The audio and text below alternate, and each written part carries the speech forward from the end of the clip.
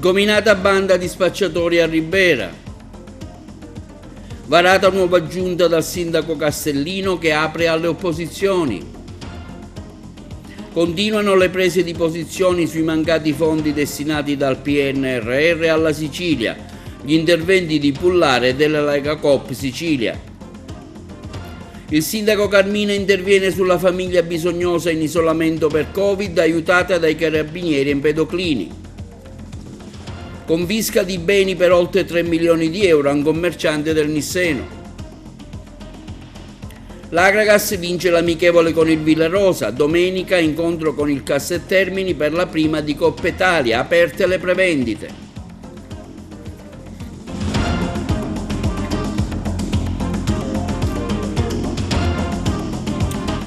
Buongiorno con le notizie di TVA. Brillante operazione dei carabinieri a Ribera che ha consentito di disarticolare una piazza di spaccio di droga dove operavano i cittadini extracomunitari che si erano impadroniti di un intero quartiere della città, utilizzandolo quale base operativa per l'attività di spaccio di stupefacenti del tipo cocaina, hashish e marijuana. Stamani la conferenza stampa.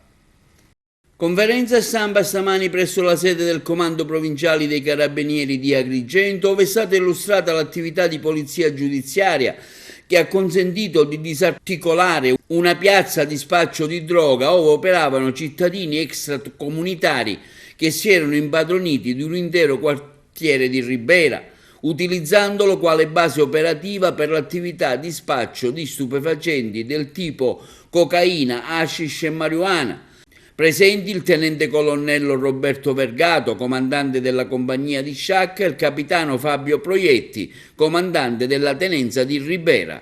C'è uno spaccio gestito talvolta anche da immigrati che sono lì per lavorare, per fare dei lavori stagionali, contemporaneamente spacciano droga anche ai più giovani e quindi l'area del Berese è diventata molto importante per lo spaccio di droga per tutta l'area, anche per i comuni limitrofi. Sono stati documentati numerosissimi episodi di spaccio anche in danno dei più giovani, anche di ragazzi di adolescenti che avevano meno di 14 anni.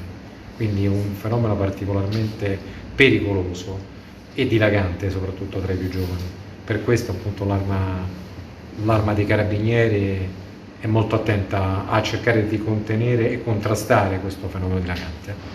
Come si sono svolte? Le attività. Le attività si sono svolte nei mesi di marzo-aprile di quest'anno e le indagini sono state condotte in forma classica, cioè con appostamenti, servizi di osservazione, sequestri e con delle riprese di telecamere installate dalla tenenza di Ribera in punti strategici che hanno consentito di documentare da un lato gli episodi di spaccio e di consentire ai carabinieri che erano lì per fare sequestri di stupefacenti, di fare questa attività senza che gli spacciatori potessero accorgersene. Questo spero che dia anche un'iniezione di fiducia sia alle famiglie che alle persone a denunciare sempre qualsiasi episodio di spaccio, in modo che sappiano tutti che noi siamo a disposizione e che cerchiamo di reprimere in ogni modo il fenomeno. In più sicuramente questo dà un seguito anche all'attività che hanno fatto sia l'amministrazione comunale che l'Arciprete e gli altri parroci del comune di Ribera che stanno facendo tanto per aiutare le famiglie, per denunciare il fenomeno e per fare un centro di ascolto per i ragazzi in difficoltà. Il fenomeno deve essere affrontato a 360 gradi, insomma, non basta l'attività repressiva. La DIA di Caltanissetta ha confiscato beni per oltre 3 milioni di euro a un noto imprenditore della provincia, operante nel settore della commercializzazione delle auto e nella vendita di capi di abbigliamento. La direzione investigativa antimafia ha dato esecuzione a un provvedimento di confisca definitiva dei beni emessi dal Tribunale di Caltanissetta, su proposta del direttore della DIA, nei confronti di un imprenditore della provincia di Caltanissetta molto noto e conosciuto, operante nel settore della commercializzazione di auto anche di lusso, nonché nella vendita di capi di abbigliamento e di accessori. Il suo spessore criminale, secondo la DIA, lo ha visto coinvolto in vari reati di usura e traffico e cessione di sostanze stupefacenti. Gli accertamenti effettuati sempre secondo la DIA hanno messo in evidenza l'anomalo incremento di ricchezza dell'imprenditore rispetto alla dichiarata posizione reddituale, risultata sproporzionata in rapporto al consistente patrimonio finanziario da lui accumulato negli ultimi decenni. La confisca definitiva è intervenuta a seguito di una sentenza emessa dalla Corte di Cassazione e ha interessato una concessionaria di auto, un negozio di abbigliamento, entrambi siti a Caltanissetta, una partecipazione societaria, 3 fabbricati, tra cui una lussuosa villa con piscina, 5 terreni e svariati rapporti bancari per un valore stimato pari a circa 3 milioni di euro. Varata ieri la nuova giunta assessoriale al comune di Palma di Montechiaro, il sindaco Castellino, sostenuto anche dalle forze di opposizione. Rimbalzo al comune di Palma di Montechiaro, il sindaco Stefano Castellino ieri ha presentato la sua nuova compagine amministrativa. La novità in assoluto è l'entrata in campo del gruppo di opposizione Ama la tua città, che con Lucia Vitanza ha la sua rappresentante, con il beneplacito del leader del movimento Rosario Bellanti, che all'epoca delle elezioni scorse era sua concorrente a sindaco. Castellino incassa anche l'appoggio del Movimento 5 Stelle, che con Martino Falsone nel 2017 era sua concorrente. Un patto insomma sottoscritto ieri nell'aula consiliare del comune palmese, che permetterà al sindaco di governare fino alla durata del mandato che scadrà l'anno prossimo. La nuova giunta è così composta: Lucia Vitanza, Salvatore Scopelliti con la delega di vice sindaco, Salvatore Lauricella, Salvatore Agri e Salvatore Castronovo. Questo nuovo rimbasto nasce per fare un punto sull'attività evidentemente svolta in questi 4 anni e per affrontare nel migliore dei modi i 10 mesi che mancano alla nuova campagna elettorale, alle elezioni comunali, e affrontare ancora con maggior vigore quella che speriamo essere la nostra prossima esperienza consiliare. Abbiamo chiamato all'appello della città tutte le forze costruttive, le forze sane di questo Paese, e a questo appello in molti hanno già risposto presente. Nel caso specifico abbiamo Ama la tua città, che è rappresentata e guidata dall'architetto Rosario Bellanti, e il Movimento 5 Stelle dal portavoce Martino Falsone, oltre alla rappresentanza consiliare che ben conoscete. È un momento storico perché i 3 competitors delle elezioni 2017 si trovano alleati per servire al meglio la città. Credo che sia una delle notizie più belle che si possa dare a una popolazione, a una comunità. Le divisioni vengono messe da parte le ambizioni personali, e vi è solo una voglia di servire questa comunità. Sindaco, va da sé che una volta che mancano 10 mesi appena alla nuova tornata elettorale amministrativa, che questa sarà la compagine che con Stefano Castellino candidato sindaco si presenterà agli elettori. Sì, è esattamente così ed è questo che è venuto fuori dalle consultazioni, perché non solo i 3 gruppi di maggioranza che dall'inizio fanno parte di questa avventura, e che ringrazio ancora una volta per la sensibilità avuta, quindi Nuova Palma, Bene Comune, Riprendiamoci il futuro, hanno manifestato non solo la volontà di continuare, come ha detto bene lei, questi 10 mesi, ma di affrontare insieme la campagna elettorale per la riconferma di questo sindaco e di questa amministrazione.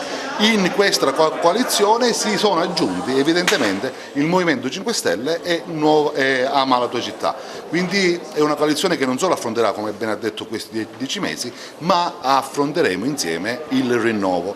A queste forze va aggiunto un dialogo che tuttora è costante con delle forze politiche che non sono rappresentate in Consiglio Comunale, ma che aspirano ad entrare nel prossimo Consiglio Comunale. Quelle verranno incontrate in un momento diverso e separato, e speriamo anche lì, siccome rappresentano anche lì belle idee, belle energie, belle persone, di farli entrare in questa coalizione che si è fatto carico di servire una grande assunzione di responsabilità, perché non vi sono più scuse, non vi sono più motivi di tergiversare. Abbiamo i numeri, li abbiamo sempre avuti ad onore del vero, ma i numeri sono molto ampi e quindi siamo tutti qui a servire la città senza trovare scuse alcune, quindi una forte assunzione di responsabilità. Sì, l'obiettivo per me è sempre lo stesso, perché diamo sempre continuità a quello che ho già iniziato, il lavoro che avevo già iniziato. Il sindaco Stefano Castellino mi ha dato questa fiducia di dare continuità al mio lavoro e alla mia delega come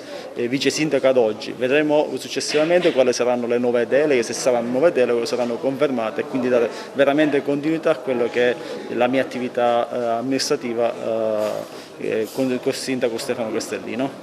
Allora, naturalmente questo per me oggi è un momento molto importante, perché oltre ad essere stato onorato di servire il mio paese, ho avuto anche la fiducia da parte del sindaco e da parte del gruppo politico che mi appoggia Bene Comune, con i consiglieri Rosario Falco e Giuseppe Dorsi. E ringrazio tantissimo quest'ultimi, perché mi hanno dato la possibilità di continuare il lavoro che io già stavo cominciando a svolgere. Ho fatto parte della minoranza fino ad oggi e abbiamo voluto fare con il sindaco questo nuovo rimpasto affinché possiamo dare il benessere culturale, sociale ed economico al paese di Palma di Montechiaro. Una svolta importante. Una svolta molto importante, sì. Innanzitutto vorrei ringraziare il sindaco per la fiducia che mi ha nuovamente accordato, essendo tra quelli riconfermati, e cercherò di portare avanti l'attività amministrativa già iniziata e concluderla nel migliore dei modi, sempre portando avanti il nome della nostra città. Spero bene, perché alla fine tutti insieme cercheremo sempre di dare lustro a questa città che da anni è stata sempre in grave difficoltà. Speriamo di lavorare tutti insieme per un futuro migliore. Una svolta storica, come mai questa decisione di convogliare verso la maggioranza? La decisione è semplicemente una decisione naturale. Abbiamo lavorato insieme alla Giunta, al Sindaco, alla sua maggioranza con molta serenità in quest'arco di tempo. Dopo i risultati elettorali, come ha già precedentemente detto l'assessore, il mio assessore Lucia Vitanza, che ben ci rappresenterà e finora ben ci ha rappresentato, siamo stati una minoranza, non un'opposizione, e quindi abbiamo sempre dato il contributo a Palma in questo modo e al sindaco Castellino in questo modo. Pertanto con molta serenità abbiamo deciso di sostenerlo con uno sforzo in più in questi 10 mesi e successivamente vedremo se possiamo fare qualcosa insieme per le nuove avventure politiche, quindi per il nuovo percorso che ci vedrà sicuramente interessati fra 10 mesi. Ecco, anche il 5 Stelle ha deciso di appoggiare l'operato del sindaco Castellino, anche se non è presente in Consiglio Comunale. Sì, abbiamo deciso, dopo delle riflessioni e del confronto fatto con il primo cittadino, di dare questo sostegno esterno alla maggioranza, anche in coerenza con il percorso fatto in questi anni di amministrazione, dove abbiamo sempre cercato di fare un'opposizione costruttiva e portare avanti quelli che sono i progetti per il bene della comunità.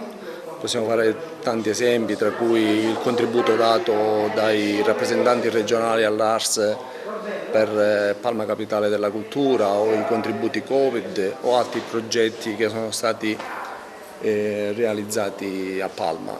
Abbiamo deciso di fare questo passo non chiedendo, appunto, come dice lei, assolutamente un discorso personalistico di qualsiasi tipo di impegno, ma quello che ci ha premuto sottolineare al primo cittadino sin dal primo minuto di confronto è stato quello di portare avanti quelle che sono le idee e i progetti del movimento, anche andando a riprendere quelli che erano, quello che era il programma iniziale stesso del movimento con il candidato a sindaco Martino Fassone.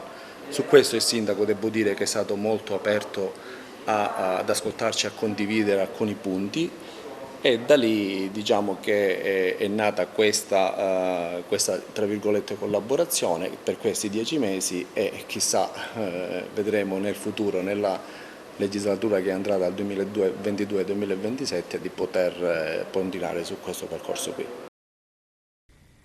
Covid, superata la soglia dei ricoveri, la Sicilia in zona gialla da lunedì. Il monitoraggio di martedì conferma i parametri di incidenza e occupazione ospedaliera con percentuali oltre la soglia, l'11% in terapia intensiva e il 19% in area medica. Nel giorno della chiusura del dato settimanale, quindi da lunedì 30 agosto, la Regione passerà effettivamente in zona gialla. Salvo sorprese, sarà quindi il Ministro della Salute Roberto Speranza a firmare la prima ordinanza cambia colori da quando sono stati modificati i parametri con il maggior peso dell'RT ospedaliero.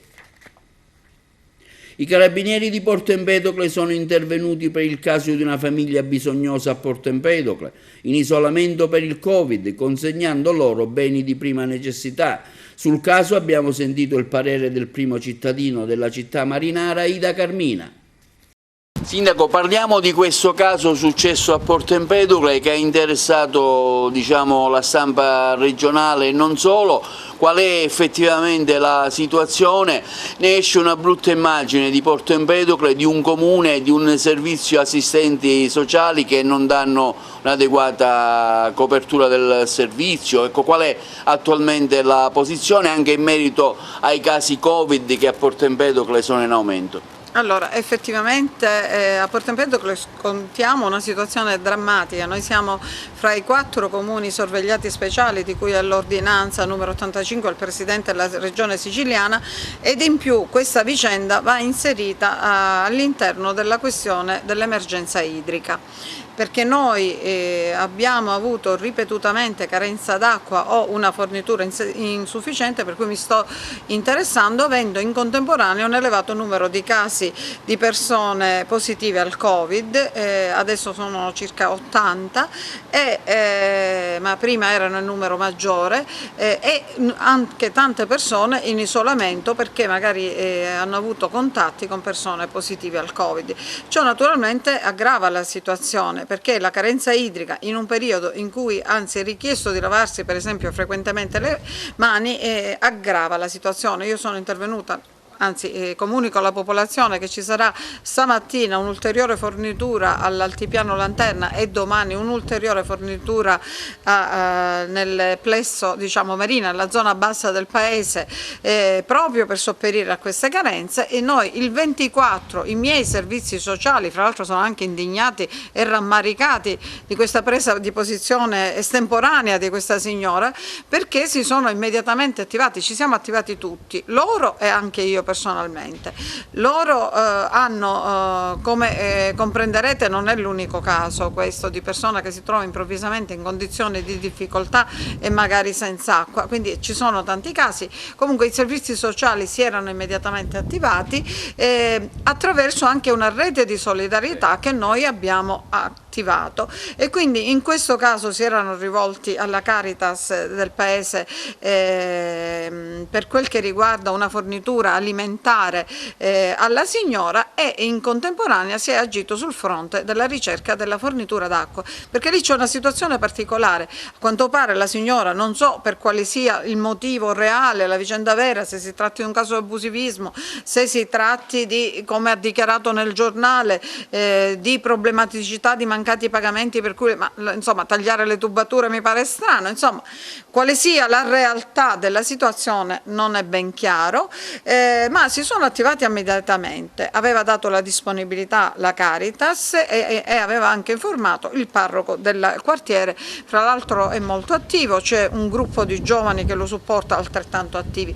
quindi avevamo ricevuto rassicurazione in merito alla fornitura alimentare ed erano costantemente in contatto telefonico con la signora, ma anch'io ero in contatto telefonico costante, le ho detto se aveva necessità urgenti, comunque che ci saremmo attivati di sopravvedere, questo già nella giornata del 24, che poi si andava al 25. Per la problematica dell'acqua, appunto, una situazione particolare, perché questa signora vive in questa casa rifornita non dal normale servizio, ma da forniture private, quindi anche lì non si poteva rifornire tramite l'AICA, fra l'altro penso che ci siano anche dei divieti in merito, però trattandosi di un'emergenza sanitaria sono intervenuta con i fornitori privati perché immediatamente le si desse l'acqua. Il primo a cui ho personalmente telefonato, quindi altro che non accedere alla vicenda, il primo mi ha riferito che era lui che riforniva solitamente la signora, ma per un problema tecnico di un pezzo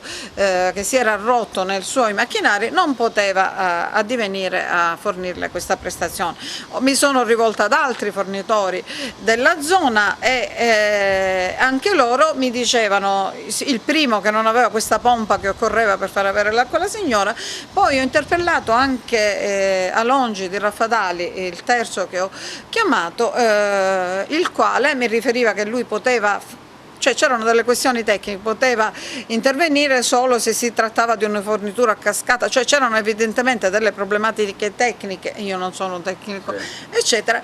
Quindi a quel punto ho messo in contatto a Longi con il funzionario del comune dell'ufficio ecologia che cura anche la distribuzione di acqua al canile, quindi gli ho detto nel momento in cui fa questo vediamo come si può intervenire, questo nel pomeriggio del 25, come si può intervenire, ed era rimasto d'accordo questo funzionario con la signora che fra l'altro è sua amica d'infanzia, mi dice la conosco da tempo, abitavamo vicini di casa, per tenersi in contatto per vedere come intervenire e come poterla aiutare. Mattina, quindi davvero noi ci siamo attivati a tutto tondo nei confronti della signora.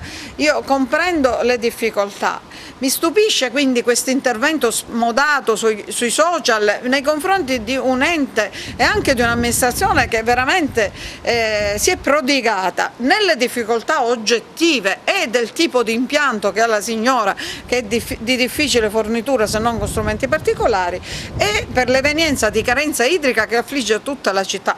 Poi viene anche il dubbio che qualcuno purtroppo voglia anche approfittare della condizione, perché è impossibile che dall'oggi al domani tu scopri una positività che fra l'altro ancora non era stata neppure comunicata ufficialmente a noi e improvvisamente ti manca tutto dalla alla Z e poi magari non rispettano l'isolamento, perché la stessa signora mi è stata, la famiglia mi è stata segnalata dai vicini e me lo ha confermato lei stessa, escono dall'isolamento per portare giù il cane, quindi ci sono situazioni un po' strane che magari qualcuno, anche perché siamo in campagna elettorale, ha voluto enfatizzare. Il Consiglio dei Ministri ha dichiarato lo stato di emergenza per la Sicilia, Sardegna, Calabria e Molise, nei territori devastati dagli incendi. La notizia viene data dal deputato del Movimento 5 Stelle Rosalba Cimino dopo la riunione di giovedì. Le devastazioni causate dagli incendi hanno un costo difficilmente quantificabile, afferma l'onorevole Cimino. La perdita di flora e fauna rappresenta un problema su due fronti, quello ambientale naturalmente e quello economico, con decine di aziende le cui attività sono state direttamente o indirettamente danneggiate dagli eventi drammatici di questi mesi. Il ministro Patuanelli e il governo tutto si è però attivato per intervenire con soluzioni adeguate ai danni subiti. In seguito alla dichiarazione dello stato di emergenza verrà dato mandato alla Protezione Civile per i primi interventi economici e di messa in sicurezza dei territori. Dopo il forte intervento del presidente dell'Ordine degli Architetti Rino Lamendola, del segretario della Willy Gero Acquisto, sulla mancata assegnazione dei fondi del PNRR per la nostra provincia, oggi si sono registrati anche quelli dell'onorevole Pullara e di Pistone, coordinatore della Lega Cooperative della Sicilia. Continuano le prese di posizione sui mancati fondi destinati dal PNRR per la nostra provincia. Dopo il forte grido di allarme lanciato dal presidente dell'Ordine degli Architetti Rino Lamendola e di Fratelli d'Italia con il suo coordinatore Pisano e dal segretario della Willy Gero Acquisto, oggi in merito interviene anche l'onorevole Carmelo Pullara. Leggo che oggi molti si stanno svegliando solo adesso e si accorgono con colpevole ritardo che a fronte di più di 80 miliardi di euro destinati al Mezzogiorno d'Italia, nel Recovery Plan non è previsto alcun stanziamento per le infrastrutture nella nostra provincia. Lo avevo già detto, purtroppo in solitaria, afferma Pullara, che bisognava pensare a intercettare i finanziamenti e a non lasciarci sfuggire l'occasione per poter chiudere finalmente l'anello autostradale. Mi ero accorto che nulla si stava facendo, eppure Agrigento è l'unica provincia senza un centimetro di autostrada. Avevo parlato di potenziare gli scali portuali con i dragaggi su tutto e di pensare finalmente a uno scalo aeroportuale per il nostro territorio. Nessuno allora si è preoccupato di rilanciare, nessuno ha abbozzato uno straccio di comunicato. Oggi a cose fatte leggo di una partecipazione sociale così alta sui temi che da anni cerchiamo di portare all'attenzione della nostra generazione. Quando si tratta di sviluppo bisogna mettere da parte i colori politici differenti e chiedere tutti insieme di fare di più per i giovani. Su tale argomento interviene anche il coordinamento della Lega delle Cooperative Siciliane di Agrigento, Palermo e Trapani, che fa proprio il grido di allarme lanciato dall'Ordine degli Architetti in merito al rischio che la provincia di Agrigento e la Sicilia siano tagliati fuori dai fondi del PNRR e il Recovery Plan. Lo scorso luglio, come Lega Coop Sicilia, Coordinamento Agrigento, Palermo e Trapani, abbiamo diramato un comunicato nel quale si denunciava da un lato il rischio che la Sicilia e la provincia di Agrigento restassero tagliate fuori, dall'altro la situazione nel quale versano i diversi comuni della nostra provincia e dell'intero Mezzogiorno, senza parco progetti, con i bilanci spesso non in grado di assicurare quelle premialità richieste dai bandi PNRR. Nei prossimi giorni, continua la Lega Coop Sicilia, di concerto con i presidenti di Lega Coop territoriali delle regioni del Mezzogiorno, lanceremo una forte iniziativa su questi temi con l'intento di costruire un fronte comune in grado di rilanciare il tema dello sviluppo del Mezzogiorno e della Sicilia. L'associazione Tante Case e Tante Idee è soddisfatta dell'incremento approvato dalla Consulta sul Turismo al contributo per la registrazione delle nuove puntate della fiction Macari ad Agrigento, ma stigmatizza la scelta dell'amministrazione di destinare buona parte delle somme per gli spettacoli e le iniziative locali in questo mese di agosto. La scelta di concedere un contributo alla produzione televisiva è stata fatta perché non è accettabile che la nostra città venisse derubata ancora una volta da un'altra città siciliana della promozione turistica che una fiction può dare al territorio. Nel primo caso si è trattato del commissario Montalbano, dell'agrigentino Andrea Camilleri, nel secondo caso di Macari di Gaetano Savatteri. Il pool antimafia al centro del quarto appuntamento della rassegna letteraria di Realmonte, inserita nelle manifestazioni estive organizzate dal Comune. Ospite il magistrato Leonardo Guarnotta, che ha presentato il suo libro dal titolo C'era una volta il pool antimafia. Quarto appuntamento della rassegna letteraria Memoria e Patrimonio, promossa dal Comune della città della Scala dei Turchi a Realmonte, dedicato al volume C'era una volta il pool antimafia del giudice Leonardo Guarnotta, un membro storico del pool antimafia guidato da Antonino Caponnetto, Giovanni Falcone, Paolo Borsellino e Giuseppe Di Lello. Durante la serata il giudice ha ripercorso la stagione investigativa e giudiziaria che portò alla celebrazione del maxi processo e importanti condanne contro il boss di Cosa Nostra. A fare gli onori di casa il sindaco della città di Realmonte Sabrina Lattuca, ha moderato l'evento Calogero Conigliaro. Gli intervenuti sono stati il giornalista Gero Tedesco, Leonarda Gebbia, sorella di Filippo Gebbia, vittima innocente di mafia. L'evento si è svolto presso la Long Beach di Realmonte. Quello di questa sera è l'appuntamento più significativo dell'intera rassegna. Abbiamo con noi qua a Realmonte, e di questo siamo onorati, il giudice Guarnotta, che rappresenta la storia italiana, un uomo giusto, integerrimo, che a contribuire alla crescita di questo Paese attraverso il rispetto rigoroso delle norme, il rispetto rigoroso della legalità e quindi ha contribuito a fare sì che si andasse nella giusta direzione. Realmonte vuole essere questo, vuole essere un territorio virtuoso dove la memoria è e deve essere patrimonio, soprattutto per le nuove generazioni che ne devono trarre esempio.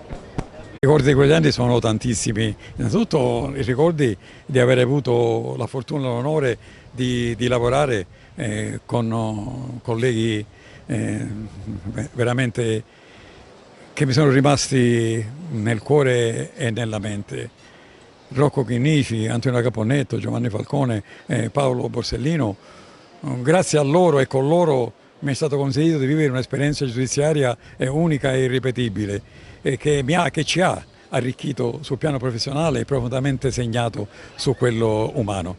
È stata quella vissuta da noi un'esperienza, una primavera giudiziaria, mi piace chiamarla, che credo non possa essere più ripetuta negli anni successivi, perché particolare era il contesto storico giudiziario in cui quella piccola schiera di magistrati ha incominciato a lavorare. Un lavoro indefesso, un lavoro duro, un lavoro che ci è costato molto anche sul piano umano e familiare, che però ci ha consentito di poter, almeno per qualche tempo, restituire la Sicilia ai siciliani onesti. Di quel periodo è rimasto soprattutto il metodo Falcone, cioè il metodo di disporre delle indagini particolari seguendo il denaro, perché nell'istruire un grosso processo di traffico di sostanze stupefacenti tra Palermo e gli Stati Uniti d'America, il personaggio era un certo Rosario Spatola, era un catanese faccendiere e commerciante di droga. Giovanni si rese conto che ormai era riduttivo indagare soltanto in Sicilia. La mafia si era trasferita altrove, non soltanto in Italia, ma in Europa e in tutta Italia.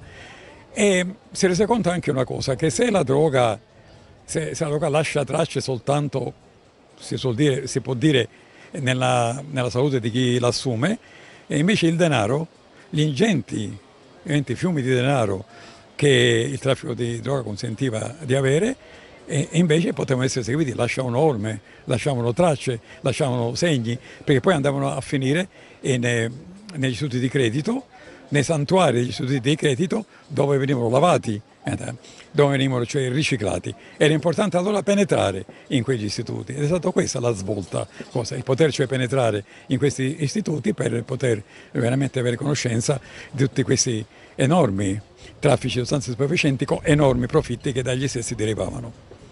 Quali progetti futuri per l'attore agrigentino Gaetano Aronica, reduce da un'intensa stagione estiva piena di successi? Nel 2010 fa parte del cast di Squadra Antimafia Palermo Oggi, al cinema ha recitato nel film Malena e Baharia, entrambi diretti da Giuseppe Tornatore.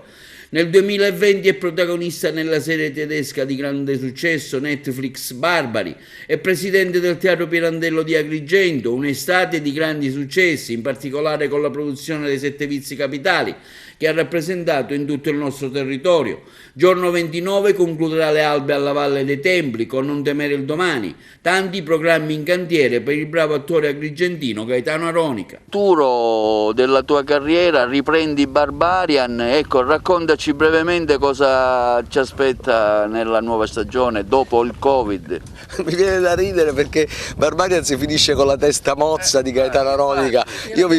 Io so che ho tanti amici in questa terra, ma anche tanti avversari, per cui vi prego di essere soddisfatti di questa testa e di non volere di più da me. Grazie. Io posso dare Barbarian, cosa c'è nell'album del tuo lavoro? Beh, usciranno tanti film, ho partecipato a numerosi film, Lupo Bianco che va a Venezia, L'Abbraccio sta andando fortissimo in tutti i festival, Diva con la regia di Costanza Quadriglio, non me li ricordo più, Destini in Fiamme per Canale 5, insomma tanti, ma la cosa che mi interessa di più è sempre la creazione e la continuazione del progetto Teatro Pirandello e darò tutto su questo progetto, non mi fermerò di fronte a niente e quando importanti realtà, ripeto, come il parco, come Coop Culture si interessano a questa nostra avventura umana e artistica, per me significa più di tanti barbari. Quindi possiamo dire che il Teatro Pirandello l'attività riprenderà quanto prima? Al Teatro Pirandello l'attività non si è mai fermata, basta vedere in che condizioni sono ridotto io, caro Arturo. non si mangia più, si lavora giorno e notte per la prossima stagione che è già pronta ma che non posso ancora anticipare. Aspettiamo che finisca l'estate, aspettiamo che io vada a Cracovia a farmi tagliare di nuovo la testa e dopo partiamo. Vi posso soltanto dire che abbiamo dei nomi importantissimi, qualcuno è già venuto qui, si parla di Michele Placido, di Alessandro Haber, di altre, insomma abbiamo una stagione meravigliosa. Abbiamo anche il teatro sperimentale di Franco Scaldati, grande mostro del teatro isolano e direi nazionale degli ultimi tempi con la sua ricerca linguistica. Finalmente riusciamo al Teatro Pirandello a realizzare il mio sogno, non soltanto spettacoli gastronomici, digeribili, rassicuranti, patinati, cartolineschi, ma spettacoli che abbiano un contenuto, spettacoli che osino sfidare lo spettatore. E Non temere il domani lo è, perché come dice una delle streghe, vi troverete di fronte a uno specchio d'acqua e Non temere il domani è una favola che parla di oggi senza parlarne. Chiunque è chiamato in causa, chiunque secondo me dovrebbe venire a vedere cosa succede all'umanità quando si perde dentro il mondo dei veleni, spesso veleni che avvelenano tutto il mondo, che avvelenano i propri simili, spesso veleni che abbiamo dentro e che si trasformano in armi micidiali. Bene, ora passiamo la linea alla regia per i consigli sugli acquisti. Cateno De Luca, sindaco di Messina, aziona le ruspe e fa il punto sul risanamento. Ora possiamo dire chiaramente che a 24 mesi da ora la gente dalle baracche non ci sarà più, perché questi ormai sono programmi fissati per legge, e a 3 anni da ora credo che non ci sarà più una baracca nel territorio della città di Messina. Questo è il grande successo che questa amministrazione e il governo oggi, devo dire, grazie all'azione di sensibilizzazione che abbiamo fatto, può scrivere veramente come pagine di storia. C'è anche un progetto di accompagnamento che stiamo mettendo in pista proprio per cercare di accompagnare l'inserimento di queste famiglie in un contesto che non sono più le baracche e quindi modificano radicalmente quelli che sono i comportamenti ed anche quelle che sono le relazioni di comunità. Sul resto il nostro obiettivo è quello di individuare, cosa che si sta facendo, nelle zone più vocate che attualmente sono rappresentate da queste baracche, infrastrutture strategiche in modo tale che quello che era il simbolo del decreto di Messina, punto di debolezza, venga trasformato in punto di forza proprio perché alcune zone sono realmente strategiche per rilanciare la nostra comunità. La collaborazione è totale, c'è un tavolo permanente settimanale, ci vediamo con Sua Eccellenza il Prefetto settimanalmente e i nostri uffici a disposizione, ma soprattutto anche quella che è la definizione della strategia è stata fatta in grande sinergia. Sono molto soddisfatto perché questo ci consente anche di mettere con le spalle al muro, lo dico in modo chiaro, anche gli enti che finora hanno giocato a rallentare, tra cui la Regione Siciliana, che in tutti questi 3 anni alla fine ha trasferito materialmente appena 10 milioni di euro. Tutto il resto li abbiamo anticipati noi e quindi è ovvio che la Regione ci deve dare tanto, soprattutto anche i fondi POC che io con la legge di stabilità 2018 allora ho messo come destinazione il risanamento di Messina. Innanzitutto diciamo il primo step, come prevede d'altra parte la disposizione, è l'adozione dell'ordinanza di perimetrazione delle aree baraccate ed è già praticamente quasi pronto, tutto il lavoro è stato fatto d'intesa con naturalmente gli uffici dell'amministrazione comunale, con lo stesso sindaco che mi ha mandato la proposta consultiva e con gli uffici dell'Arisme. Il secondo step è che è in fase di predisposizione il piano degli interventi, che ovviamente prevede quello che si potrà fare con le risorse che lo Stato ha messo a disposizione, i famosi 100 milioni. Ovviamente è un piano che deve essere integrato da quelle che sono le ulteriori risorse che sono state acquisite attraverso iniziative progettuali che sono state ovviamente messe in campo dall'amministrazione comunale, nonché ulteriori risorse che eventualmente possiamo recuperare tramite la legge regionale 10, quindi sono ovviamente in attesa anche di conoscere l'ammontare di queste risorse. Tutto questo costituirà il budget a mia disposizione per poter quantomeno partire. I termini sono stati scritti, il mio incarico per il momento durerà 1 anno, salvo proroga per ulteriori 2 anni. È chiaro che è un processo, quindi come tutti i processi ha un momento di inizio e dovrà avere anche un momento di fine. È ovvio che naturalmente si tratta di procedimenti complessi, non è semplicemente l'acquisizione di case, che comunque fa parte, diciamo, del pacchetto di iniziative che dovranno essere messe in campo, ma poi ci sono naturalmente tutte le altre iniziative connesse alle operazioni naturalmente di demolizione, di bonifica, ma anche di costruzione di naturalmente nuovi alloggi, e quando si tratta naturalmente di costruire occorre che siano comunque tenuti presenti i tempi tecnici fondamentali, indispensabili per, diciamo, l'azione di costruzione.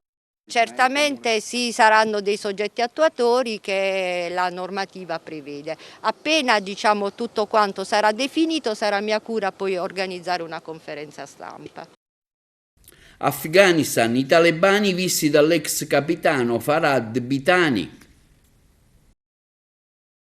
Quando la si vive la realtà a chilometri di distanza, le notizie sai come arrivano. C'è tanti modi per veicolarle. Uno di questi modi è anche la distorsione della realtà dei fatti. In Afghanistan sta accadendo una cosa che nella storia del mondo è una cosa molto rara. Un disastro totale dell'umanità, con grandissimo sbaglio della democrazia occidentale. L'America non è riuscito a stabilire e quel paese la tranquillità. Hanno preso il potere i fondamentalisti che hanno distrutto l'Afghanistan per anni. Io sono cresciuto dentro i talebani la prima volta quando sono venuti nel 1996 con la stessa strategia.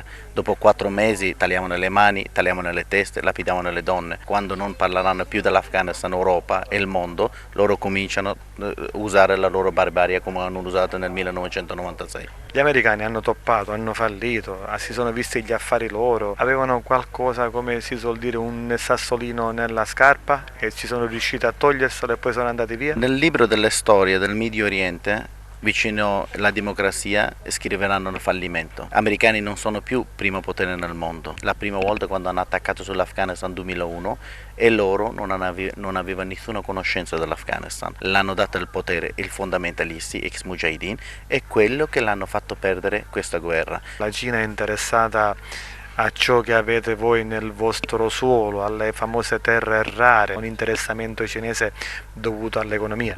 Per questa cosa i talebani sono più forza, con molto coraggio sono venuti questa volta, perché questa volta non è solo Pakistan dietro i talebani come nel 1996, questa volta abbiamo dietro i talebani abbiamo la Cina e la Russia e l'Arabia Saudita, 3 paesi più importanti dietro Pakistan. Cina perché già accordo con Pakistan da tantissimi anni, vogliono fare la linea del commercio, passare dall'Afghanistan, e la presenza del governo attuale non voleva che la Cina passasse perché c'erano interessi europei e tutto l'altro. Con i talebani quella cosa riescono tranquillamente. Cosa può fare la comunità internazionale per aiutarvi? Non possiamo risolvere con corridoi umanitari. Quante persone possiamo uscire? Cosa vedi tu come soluzione? Non hai più militarmente, perché non possono, anche perché i talebani sono diventati molto forti. La cosa che possono fare le comunità europee devono sedersi in tavolo con Pakistan, con la Cina, con la Russia. Attraverso loro costringono i talebani a fare un governo tecnico. Tu vedi un ruolo importante, se sa giocarlo la comunità europea, l'Unione Europea, se sa giocarlo? Se sa giocarlo, se fanno dimostrare la loro forza, grandissima forza, sia potenziale internazionale sia culturale, possiamo risolvere, certo. Una persona che in campo internazionale ha seminato bene, Mario Draghi, con le sue arti diplomatiche riesca a intavolare questo modo di dialogo, oppure Mario Draghi non è la persona giusta? Il primo atto un pochino è stato debole, quando l'America è uscita l'Italia subito dopo un giorno ha detto anche noi vogliamo uscire. Speriamo in futuro che Mario Draghi può fare tantissimo, perché ha una capacità, anche una parola sull'Europa tantissimo. Se loro convincono, Mario Draghi convince l'Europa di fare portare i Pakistan nella sedia e obbligare il Pakistan a chiudere il rubinetto sui talebani, fare un governo tecnico con ex presidente prima del nostro presidente con Karzai, sarebbe una cosa ideale che possiamo togliere questa cosa che succede in questo momento. Anche sottomissione delle donne, perché in una società le donne sono una figura importantissima. Quando sottomettono le donne in una società, una cosa incredibile. Questa purtroppo i talebani riescano, maggior parte delle persone sono le donne, perché lo sanno che con il regime dei talebani dopo 3 mesi che non parleranno più Europa da loro sono abbandonati, saranno schiavi, saranno sottomessi. Aiuto puoi dare loro? L'unico modo è l'informazione giusta che può arrivare da quello, la forza mediatica, perché la forza mediatica è una forza potente e attraverso questa forza vorrei aiutare il popolo afghano. Diamo la possibilità, 10 secondi, per lanciare un grido d'aiuto per il tuo popolo. Prego. Il mio popolo da tanti anni soffre, da 40 anni soffre, e vorrei dalla comunità europea di aiutare il mio popolo, almeno aiutare le donne. La comunità dell'Europa vorrei che lo fanno tutti insieme, costringere i paesi fondatori del fondamentalismo Pakistan di chiudere il rubinetto per talebani e portare la pace a quella terra che non vede da 40 anni. Grazie, grazie di cuore. Grazie a lei.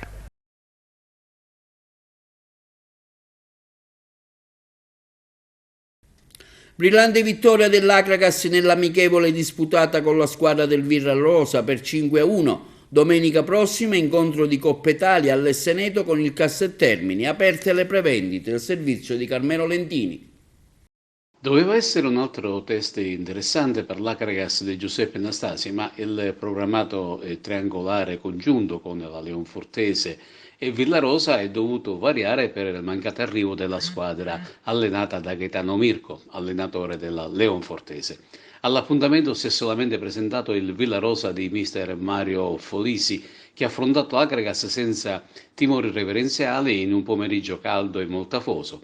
Si è trattato ugualmente di un'altra tappa di avvicinamento alla forma migliore in vista dell'esordio in Coppa Italia di domenica 29 agosto alle ore 16 contro il Casteltermini di Pino La Bianca allo Stadio Esseneto. Per quanto riguarda l'Akragas, la squadra continua a migliorare a vista d'occhio e migliorano anche gli schemi in tutti i reparti. Per la cronaca la gara è terminata 5-1 in favore dei biancazzurri. Nel primo tempo hanno segnato Lucas Corner, che ha segnato una doppietta, e il difensore Punzi. Nella ripresa ancora una bella rete di Lucas Corner e un giovane promettente in prova con la maglia biancazzurra. Si tratta del giovanissimo Vecchio. Per il Villarosa invece è andato a segno Giuseppe Cordaro nel finale di partita. Per quanto riguarda domenica prossima, chi intende assistere senza problemi al derby di Coppa Italia con le Casteltermini, occorrerà presentare, oltre al biglietto elettronico nominativo, anche il Green Pass, che dovrà essere controllato dagli steward tramite verifica elettronica del QR code cartaceo oppure su app. Non sarà possibile per nessun motivo accedere allo stadio senza Green Pass e l'eventuale mancato accesso non dà diritto al rimborso del biglietto. Sono iniziate così le varie restrizioni dovute al Covid. Ed ora l'intervista al tecnico dell'Akragas Giuseppe Anastasi in coda all'amichevole proprio con il Villarosa. Ci sono delle situazioni molto positive e altre che dobbiamo migliorare, però penso che sia anche giusto, dove ci sono delle lacune andremo a migliorare sicuramente, però ho visto anche tante altre cose molto importanti, quindi è stato un test dove mi ha dato delle indicazioni veritiere. Ecco. Ottima la prova dello svedese, l'attaccante Lucas Corner con 3 gol. Guarda, oggi i gol erano quello che non mi interessava vedere alcune cose a livello tattico dove i ragazzi tutto quello che abbiamo provato durante questi giorni li stanno mettendo in atto. Sono contento per Lucas perché per un attaccante dà morale, però quello che interessa è il collettivo e non il singolo. Per consentire alla cittadinanza di donare con generosità il proprio sangue, l'ADAS di Agrigento effettuerà 2 raccolti mobili. La prima domenica 29 agosto ad Agrigento, a San Leone, al piazzale Asser, la seconda a Raffadali presso l'associazione ADR, sita in via Fiume. Le raccolte saranno operative dalle 8 alle 12. A tutti i donatori saranno inviate a cura della stessa associazione le analisi di laboratorio effettuate in occasione della donazione. Bene, questo è tutto, grazie per la cortese attenzione, vi diamo appuntamento alla prossima edizione di TVA Notizie.